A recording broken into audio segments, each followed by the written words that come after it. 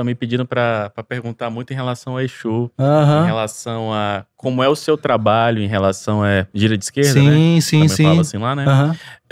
Quais são os que você trabalha exatamente? É porque, como eu vejo nessa mistureba, então muitas coisas que eu já frequentei candomblé, já fui pra vários lugares, assim, vários cantos, etc. Então, assim, como são os Exus que trabalham lá contigo? São os mesmos, a mesma nomenclatura lá do candomblé ou não? É uma pegada mais clássica, tradicional da Umbanda? Como é que funciona? A gente trabalha num formato bem clássico da Umbanda, Tá, né? Mas também com uma certa disciplina. tá. Então a nossa casa, por ser uma casa de influência, uma casa que forma opinião, então a gente forma médiuns, a gente forma sacerdotes. Então é uma casa que a gente tem um pouco mais de dedo Entendi. para transmitir e para expor a espiritualidade. Então a gente tem cuidado com as coisas.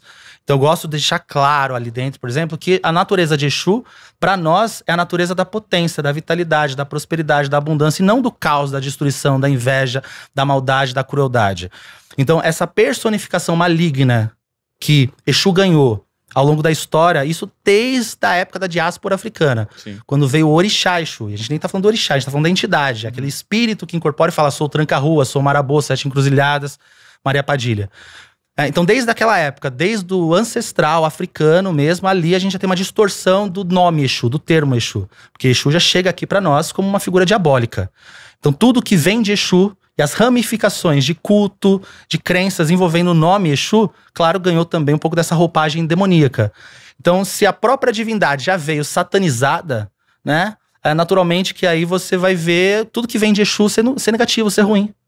E é o que exatamente acontece, assim. Aconteceu, né? E a gente trabalha hoje com o processo de desconstrução. Desconstrução daquilo que daquilo que dá uma reputação a Exu que ele não merece. Exu é potência na nossa vida. Eu não posso admitir, não posso normalizar quando as pessoas falam Exu destrói a vida das pessoas, Pombagira destrói os casamentos. Não posso, porque não é. É simples, não é. Qualquer espírito que você muitas vezes não tá lá vendo ou tem propriedade de saber quem que é, ele pode se passar por um espírito que vai falar, eu sou o Exu Tranca-Ruas, e é lá é um obsessor, é um espírito qualquer. Então a minha relação com o Exu é uma relação de amigo, de amizade, de lealdade, de pai. Então, nosso olhar no Casa de Lei para a linha de esquerda é um olhar de mentores, de mestres, de fato. Então, a gente olha para Exu como aquele que percorreu o caminho que a gente está percorrendo, porque Exu é a maior expressão do homem e da mulher na Terra. É o ser humano que viveu aqui, caiu nas ambições, nos vícios, nos erros, na maior parte das vezes, pagou seu preço e ascensionou. E aí é o que a gente aprende na nossa casa, né, com o Exu das Matas. Aquele que percorreu pelo caminho tem muito mais a ensinar do que aquele que não percorreu. Então Exu vem pra ser esse professor, te falar, cara, não vai por esse lado, porque te falar uma coisa, não compensa. Eu já caí, exatamente no seu erro. Então por isso que os terreiros de Umbanda lotam, né, em gira de Exu e Pombagira. Gente, abriu Lota que é... mesmo, né? Lota, vai o loucura. dobro. Vai o dobro de gente, normalmente. Qualquer terreiro. Né? As pessoas às vezes nem sabem, do nada aparece gente do nada no terreiro. Né? Porque as pessoas se identificam, porque Exu fala de igual para igual. Exu fala de igual para igual, ele entende, ele não te julga.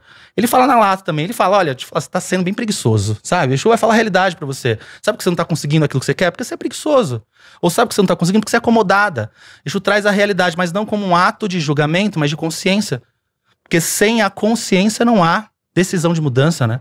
Então Exu traz com muita clareza sobre nós. Eu amo Exu no seu aspecto divino, assim, porque Exu provoca o nosso melhor e o nosso pior. Exu nos convida o tempo todo a olhar pra gente. É a força que, se você quer crescer dentro da Umbanda, a gente recorre muito a Exu. Porque Exu vai te lapidar. Exu vai te convidar a olhar para suas sombras. Ele vai te convidar a isso. Dentro da sua casa lá, são vários tipos de Exu, não sei se pode se dizer assim. São vários nomes? São vários nomes. São vários. Então, assim, todos aqueles conhecidos... Isso, cada médium vai trazer na sua companhia espíritos... Marabô, Tiriri. Marabô, Tiriri, Sete Encruzilhadas, Bará. Bará também. É que Bará tem o Exu Bará, mas existe o termo Bará que se dá também ao Exu lá no sul. né? Que é uma outra terminologia dentro do batuque, de uma religiosidade mais gaúcha. E o nome Bará em si tem relação com o quê? O de Exu Bará? Também tem relação com a ancestralidade africana. Enfim, a maior parte do que a gente vive dentro da Umbanda tem uma forte influência africana. Os nomes, os termos, nomes das entidades muitas vezes. É que tem tanta coisa por trás. Por exemplo, quando a gente fala de um Zé Pilintra. Tá. Zé Pilintra não é um Exu, mas é muito popular no Brasil. Mas Zé Pilintra tem uma história no Brasil, né? Tem uma história, de fato, viveu numa região do país. Tem uma história de migração, quando os nordestinos vieram para a cidade grande, na época da indústria têxtil, do crescimento da indústria e tal. Então, a gente vai ver que a Umbanda é quase um fenômeno regional, cultural, em que, conforme a sociedade vai se movimentando, é como se dentro da Umbanda as linhas de trabalho fossem trazendo uns pedaços dessa história. Então, veja só, eu sei que você me perguntou sobre Exu, né? Fala, eu tô adorando, fala tudo. Não, mas é que é muita coisa. Não, pode mas falar, olha só, mas concluindo, a gente... Depois a gente vai conversar fora daqui também. Quando a gente fala das linhas de Umbanda, as linhas de Umbanda trazem uma expressão sobre um fenômeno da sociedade.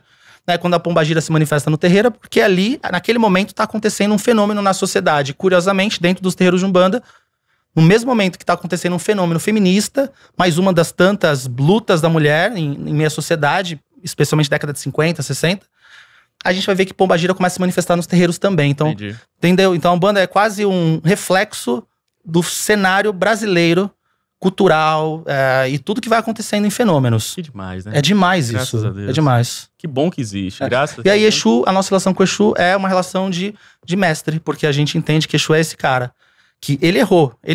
Exu errou. Exu é alguém que de alguma forma escolheu coisas erradas na vida, caiu por isso, pagou o preço, e vem dizer pra gente, olha, não vai por esse caminho que não é bom. Aí eu falo pra você, às vezes as pessoas falam, pô, mas Exu faz o mal? Então depende do que é mal, o que é bom, o que é ruim, porque é relativo também, certo, errado, bom, ruim, sobre que perspectiva. Agora, destruir a vida de alguém é algo ruim. Algo que você julgue errado no seu caráter, que você não gostaria que fizessem com você, Exu não faria. Sim. Entende? É mais ou menos essa a métrica que a gente vai ter pra dizer, olha, isso é Exu, isso não é. O Exu tá lá falando uma coisa que você não poderia fazer na vida porque você sabe que não é certa. Ele tá incentivando que você, sei lá, mate o seu chefe, que você traia a tua esposa. Não é condizente com o princípio da própria religião, que vem com o objetivo de te salvar e não te destruir. Não pode ser normal, você vai para um terreiro de Umbanda, a entidade bebe 8 garrafas de pinga, e aí você tem ali, às vezes, na sua família, um pai, um avô, um tio, lutando com o alcoolismo, a vida foi destruída por causa dele, e você chega num terreiro de Umbanda, tem um espírito bebendo que nem um cachaceiro. E aí você acha que a gente considera isso bonito? Não, não é. Então isso não é Umbanda, tá? Esse é o cenário popular que existe em que as pessoas rotulam como Umbanda. Mas a Umbanda, primeiro, ela é um exemplo, né? É o exemplo de vida. Como que a gente precisa ser? É mais ou menos isso. Eu gosto de dizer que a Umbanda é a Bíblia aberta, assim, a Bíblia na prática, né? As pessoas falam, Umbanda não tem uma Bíblia? Porque a Bíblia é meio que a condução do cristão, né? Assim, ele segue essas premissas. É a partir do que a Bíblia diz, a gente tem que ser na vida. Na Umbanda, a gente vai pelo comportamento, pelo exemplo dado. Então a gente se baseia no exemplo do Preto Velho. Cara, o Preto Velho é tão caridoso, amoroso, gentil, paciente. Às vezes você vai lá, incorpora o Preto Velho e você volta pra tua casa, chuta o teu cachorro, bate na tua esposa, sei lá, xinga. É isso. Então, se eu não incorporar este branco que eu visto pra ir pro terreiro na minha alma, tanto faz botar branco no corpo, entendeu? Então eu acho que essa é a base, é o pilar central da nossa narrativa.